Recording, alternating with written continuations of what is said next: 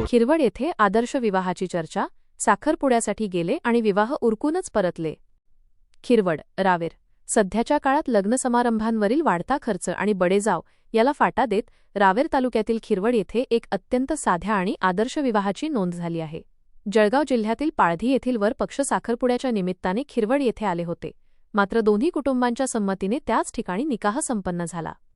जळगावजवळील पाळधी येथील रहिवासी शेरखान पठाण यांचा मुलगा आणि खिरवड येथील रहिवासी कमरुद्दीन रफीउद्दीन यांची कन्या यांचा हा विवाह पार पडला.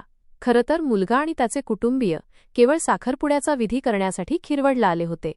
मात्र आगामी काळात रमजानचा पवित्र महिना सुरू होत असल्याने आणि विवाहातील अनावश्यक खर्च टाळण्याच्या उद्देशाने दोन्ही कुटुंबांनी चर्चा केली. या चर्चेतून साखरपुड्याच्या ठिकाणीच निकाह करण्याचा महत्त्वपूर्ण निर्णय घेण्यात आला. इस्लाम धर्मातील अत्यंत साध्या पद्धतीने हा निकाह पार पडला. सध्या रमजानचा महिना तोंडावर असल्याने धार्मिक विधींना प्राधान्य देऊन मुलीला तूर्तास माहेरीच ठेवण्याचा निर्णय घेण्यात आला आहे. रमजानचा पवित्र महिना संपल्यानंतर मुलीला सन्मानाने सासरी म्हणजेच पाळधी येथे नेले जाणार आहे.